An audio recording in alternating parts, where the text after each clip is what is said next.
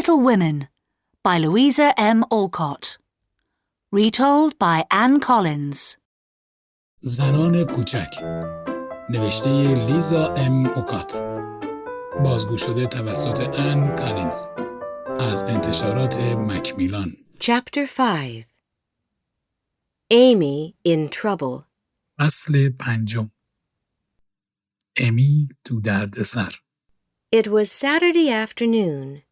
شنبه بعد از ظهر بود. Meg and Joe were in their bedroom. مگ و جو تو اتاق خوابشون بودن. They were putting on their coats. They were going out. اونا داشتن کت‌هاشون رو می‌پوشیدن. اونا داشتن میرفتن بیرون. Amy came into the bedroom. امی اومد تو اتاق خواب. Where are you going?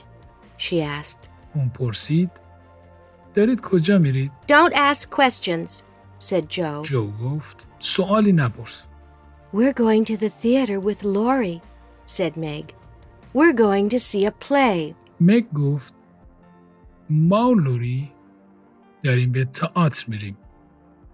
ما قصد داریم یه نمایش ببینیم. Oh, said Amy. I want to come with you, please. امی گفت میخوام باهاتون بیام. خواهش میکنم. No, said Joe. You are too young. جو گفت نه. تو خیلی بچه‌ای. I'm not too young, she said. I'm 12 years old. او گفت من خیلی بچه نیستم. من 12 سالمه. Please let me come with you. خواهش میکنم بذارید باهاتون بیام. Joe often became angry very quickly. جو غالباً زود عصبانی میشد. She became very angry with Amy. او از دست امی عصبانی شد. No, Amy, she said. We will not take you with us. Please go away. او گفت ما تو رو با خودمون نمیبریم. لطفاً برو بیرون. Amy started to cry. امی شروع کرد به گریه کردن.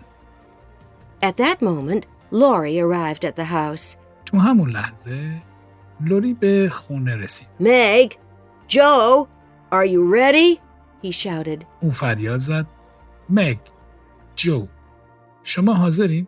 We're coming, Joe replied. جو جواب داد داریم میایم. Joe and Meg ran downstairs. جو و مگ دویدن طبقه پایین. Amy stopped crying. امی گریه کردن رو متوقف کرد. You'll be sorry, Joe March, she shouted. او فریاد زد پشیمون میشی جو مارچ. Joe and Meg had a wonderful time at the theater. مگ و جو اوقات خوشی رو در تئاتر داشتن. They returned home in the evening. اونا غروب برگشتن خونه. Amy was reading a book. امی داشت یک کتاب میخوند. She did not ask them questions about the play. او درباره نمایش سوالی نپرسید. The next day, Meg, Beth, and Amy were sitting in the living room. روز بعد مگ، بث و امی توی اتاق نشیمن نشسته بودن. They were sitting by the fire. اونها کنار آتیش نشسته بودن. Suddenly, Joe ran into the room. ناگهان جو دوید توی اتاق. She was very upset. اون خیلی ناراحت بود. Where is my book of stories? She asked her sisters.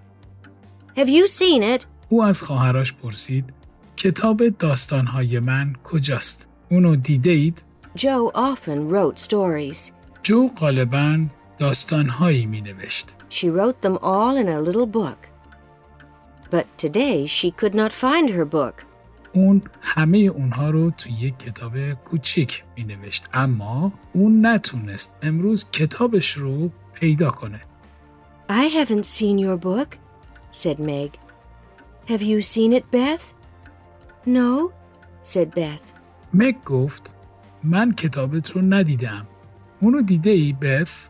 بث گفت نه. Amy was very quiet. She did not say anything. امی خیلی ساکت بود. اون هیچی نمی گفت. Amy, where is my book of stories? asked Joe. جویی پرسید امی کتاب داستانهای من کجاست؟ I don't know, replied Amy. امی جواب داد من نمیدونم. Yes, you do know, said Joe. Tell me immediately. Where is it? جو گفت آره تو میدونی. زود باش بهم بگو. اون کجاست؟ You'll never see it again, said Amy. امی گفت تو دیگه هرگز اونو نخواهی دید. Why not? asked Joe. جو گفت چرا نه؟ I burnt it, said Amy. You didn't let me come to the theater yesterday, so I threw your book of stories on the fire. امی گفت سوزوندمش. تو دیروز اجازه ندادی بیام به تئاتر. بنابراین من کتاب داستانات رو انداختم تو آتیش. Joe was very angry. جو خیلی عصبانی شد. She held Amy's arms and shouted at her. اون دستهای ایمی رو نگه داشت و از سرش فریاد کشید. You bad, bad girl, Joe shouted. جو فریاد زد تو دختر بدی. I wrote those stories for father. Now they are gone forever. من اون داستانها رو برای پدر نوشتم. حالا همشون از بین رفتن. Suddenly, Amy was sorry. She started to cry. ناگهان امی پشیمان شد. او شروع کرد به گریه کردن. Please forgive me, Joe, Amy said. I'm very, very sorry. لطفاً منو ببخش جو. من خیلی متاسفم. Tears fell from her eyes. اشک‌ها از چشمانش میریخت. I'll never forgive you, said Joe. Never.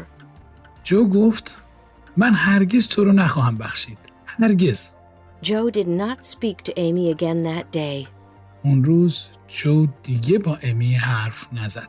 She was very angry and upset. اون خیلی عصبانی و ناراحت بود. The next day, the weather was very cold. روز بعد هوا خیلی سرد بود. There was a river near the March's house. نزدیک خونه مارچ ها یه رودخونه بود. The river had frozen. It was ice. رودخونه یخ زده بود. اون یخ بود. Laurie came to the March's house. لوری اومد به خونه مارچا. He was carrying a pair of ice skates. اون داشت یک جفت اسکیت روی یخ رو با خودش می آورد. Let's go to the river, Joe, he said. We'll skate on the ice. او گفت بیا بریم رودخونه جو. روی یخ اسکیت می کنیم. All right, replied Joe. جو گفت بسیار خوب. She went to a cupboard and she took out her ice skates. او به سمت یک گنجه رفت و اسکیت هاش رو در آورد. Amy watched her sister. امی خواهرش رو تماشا میکرد. After a few minutes, Joe and Laurie left the house. بعد از چند دقیقه جو و لوری خونه رو ترک کردن. I want to skate too, Amy said to Meg. امی به مگ گفت منم اسکیت کردن میخوام. Take your ice skates and run after Joe, said Meg. Joe will enjoy herself. She will soon be happy. Ask her to be your friend again. مگ گفت اسکیت هات رو وردار دنبال جو بدو. جو بهش خوش خواهد گذشت. او به زودی خوشحال میشه. ازش بخوا که دوباره با هم دوست بشی. That is a good idea, said Amy. امی گفت فکر خوبیه. She ran after Joe and Laurie. او دوید پشت سر جو و لوری. The river was not far away. رودخونه زیاد دور نبود. Soon she saw Joe and Laurie skating on the ice. طولی نکشید او جو و لوری رو در حال اسکیت روی یخ دید. Quickly, she put on her ice skates. او تندی اسکیت هاش رو پوشید. The ice was very thin in the middle of the river. وسط رودخونه یخ خیلی نازک بود. Don't go to the middle of the river, Joe, Laurie said to Joe. لوری به جو گفت وسط رودخونه نرو جو. Joe heard Laurie's words, جو حرفای لوری رو شنید. but Amy did not hear Laurie. اما امی لوری رو نشنید. She skated to the middle of the river. او به وسط رودخونه اسکیت کرد. Suddenly, there was a loud crack. The ice broke. ناگهان یه ترک بزرگ اونجا بود. یخ شکست. Amy was in the water. امی توی آب بود. Help me, Joe! She shouted. اون فریاد زد کمکم کن جو. Laurie skated quickly towards Amy. لوری به تندی به سمت امی اسکیت کرد. Quickly, Joe! Quickly! He shouted. اون فریاد زد زود باش جو، زود باش. We must pull her out. ما باید اونو بیرون بکشیم. Joe was terribly afraid, جو به طرز وحشتناکی ترسیده بود. but she followed Laurie. اما او از لوری پیروی میکرد. They pulled Amy from the river.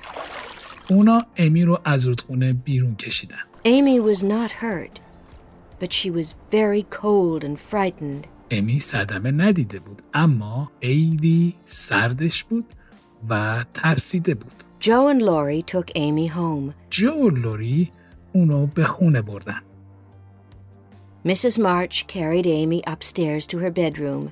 خانم مارچ امی رو به اتاق خوابش در طبقه بالا برد. She took off the little girl's wet clothes, and she wrapped her in a blanket. اون لباسهای خیس دختر کوچولو رو در آورد و اون رو پیچید در یک پتو.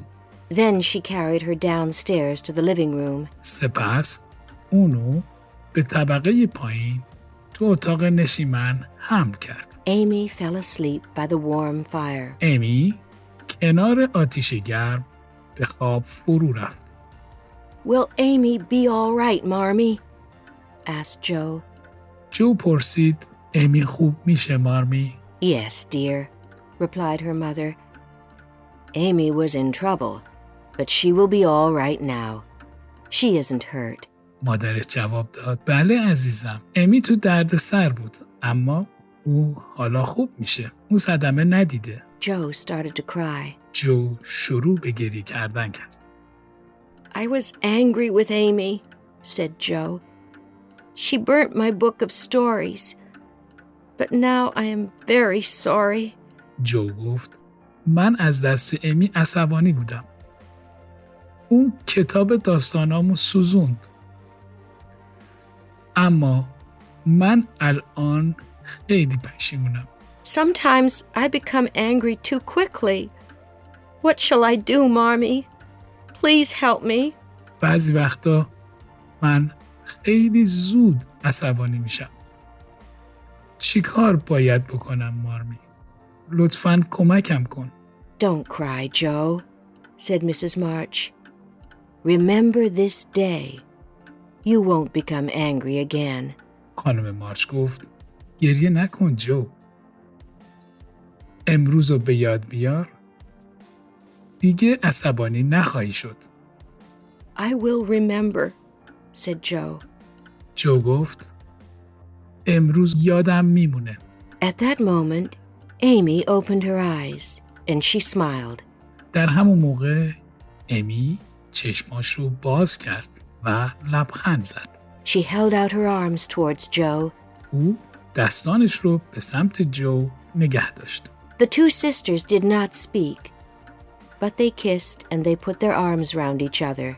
دو خواهر حرف نمی زدن اما اونها می بوسیدن و دستهاشون رو دور همدیگه انداخته بودن. They were friends again. اونها دوباره دوست شدن.